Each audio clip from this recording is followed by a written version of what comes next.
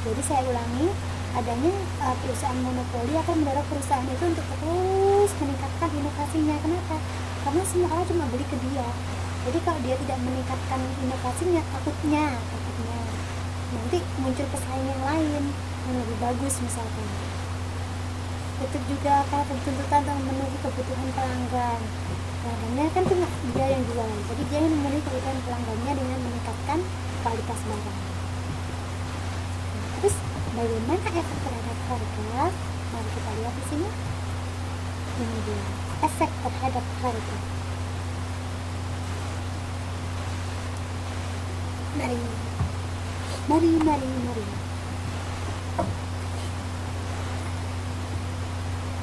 M adalah perusahaan monopoli di titik A.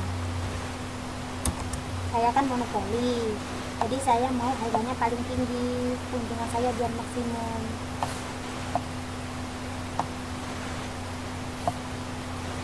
Jadi kita ingat, keuntungan maksimum terjadi pada saat MC sama dengan MR. Sini kata di titik A. Keuntungan saya maksimum, ini jarak antara harga dengan AC sangat besar. Jadi keuntungan saya maksimum, betul Mbak Rita. Di sini kita sebut TM, price pada perusahaan monopoli. QM, quantity pada perusahaan monopoli di titik A. Nah, kemudian ada pemerintah. Pemerintahnya menetapkan, kamu ini kok harganya mahal banget, gak boleh, kasihan rakyat saya, turunkan harga. Saya menentukan harganya ada di T1. Di pemerintahnya menetapkan harga di titik D, di titik T1, sehingga muncul keseimbangan di sini. Titik D. Masih untung atau rugi di titik D? Masih untung, betul. Kenapa? Karena harga masih lebih besar daripada AC. Tapi untungnya sedikit apa banyak?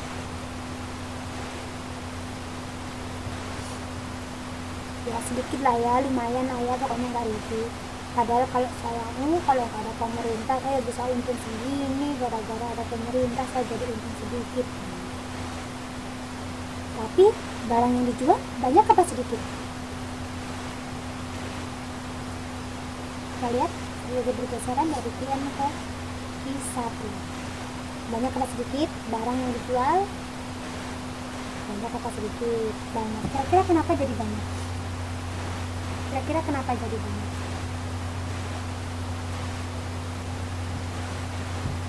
Betul, hukum permintaan. Saat harga turun, maka permintaan akan meningkat. Betul.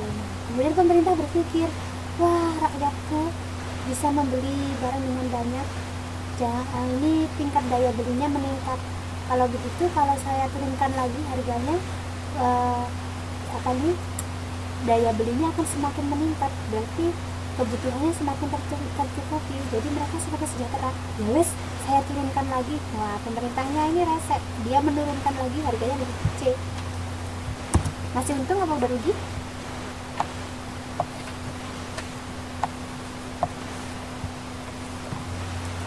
Balance. Kenapa? Rugi atau balance? Apa untung? Rugi atau balance apa untung? Lihat di mana AC-nya, di mana B-nya.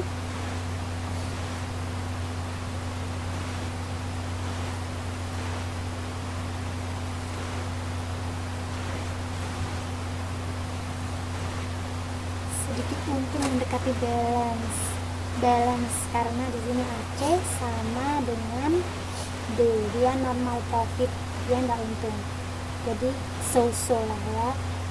Perusahaan monopolinya, aduh, pemerintah ini sesuatu banget, harganya diturunkan sampai di titik C, tapi rakyatnya senang karena semakin murah, jadi daya belinya semakin tinggi.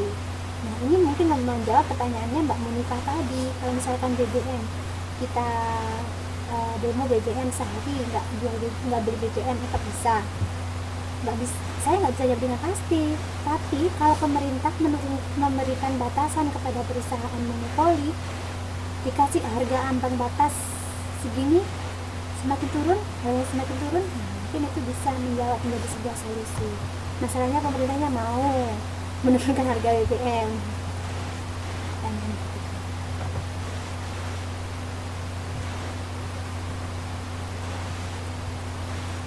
Saya tambah 20 menit ya.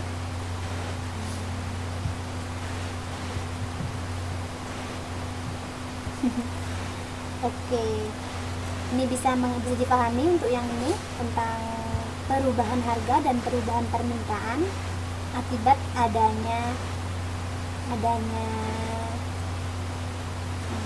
penetapan harga oleh pemerintah. Ada pertanyaan? Bisa ya, masih bisa dipahami. Oke, kita lanjut. Ini ada penjelasannya. Nanti kalau misalkan belajar sendiri dan ini belum sempat mencatat, bisa dilihat penjelasannya.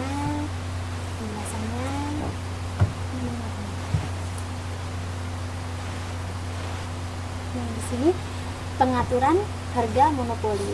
Tadi kan bisa dengan harga, yang kedua dengan pajak, yang ketiga dengan pemilikan perusahaan monopoli oleh pemerintah. Kasih Mbak Jajan. Ini sama seperti tadi, yaitu pemerintah menetapkan harga straight, garis merah, nggak boleh di atas P1. Kalau di atas P1 hukum misalkan, harganya harus di P1 atau di bawah P1 agar harga barang yang monopoli itu bisa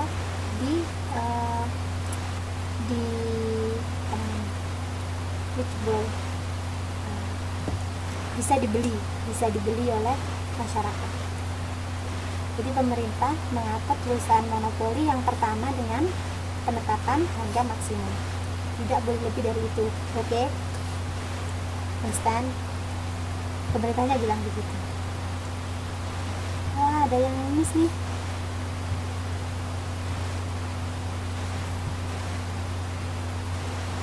Mana ya?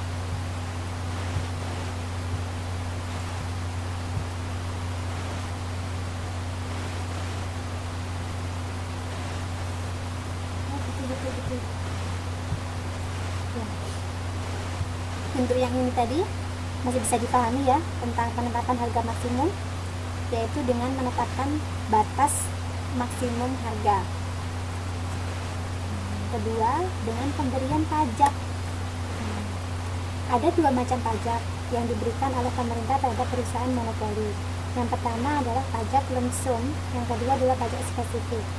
Pajak lump sum adalah pajak yang dikenakan pada tahunan, jadi dia berupa fixed cost, pajak fix.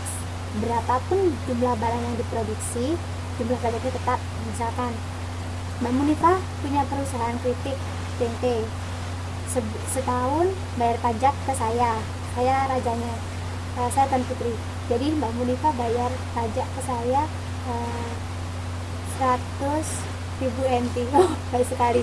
Indonesia saja pajaknya 1 juta ya Mbak Munifah tiap tahun.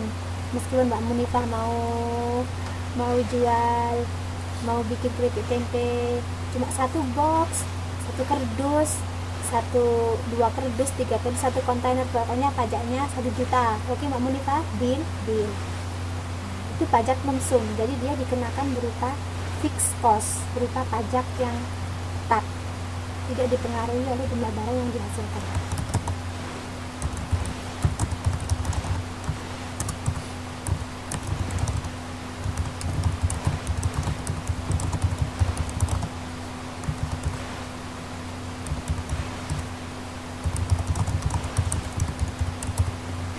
Jadi dia termasuk lump sum, bisa dimengerti pajak lump sum. Oke, nah. Yang kedua adalah pajak spesifik.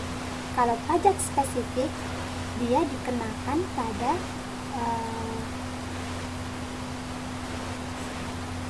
output yang dihasilkan. Coba saya tulis di sini saja biar mudah. Sini.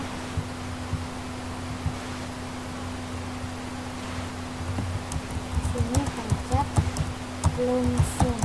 Jadi pengertiannya. Jadi dia termasuk pajak variabel. Masuk ke fixed cost.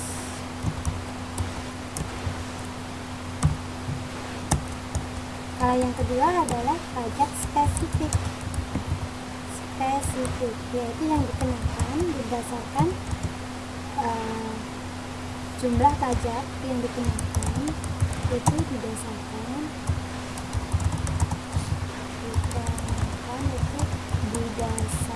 pada jumlah barang yang dihasilkan.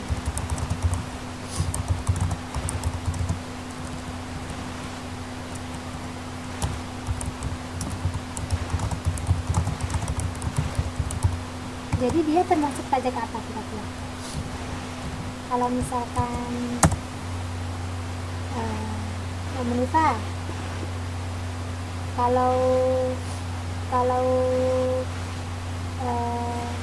produksinya 1 kuintal pajaknya 1 juta, kalau 1 ton 10 juta, oke? Nah, begitu. Kalau produksinya 20 ton pajaknya jadi 20 juta. Betul, sip. Jadi pajaknya variabel, dia masuk ke variable cost. Bisa dimengerti dua jenis pajak ini, pajak lump sum dan pajak spesifik. Oke. Nah, sekarang kita lihat, silakan dibuka ini grafiknya pada halaman 6.4. Kalau mau mencoret-coret grafik, di situ ada grafik penjelasannya biar lebih mudah kalau mau belajar.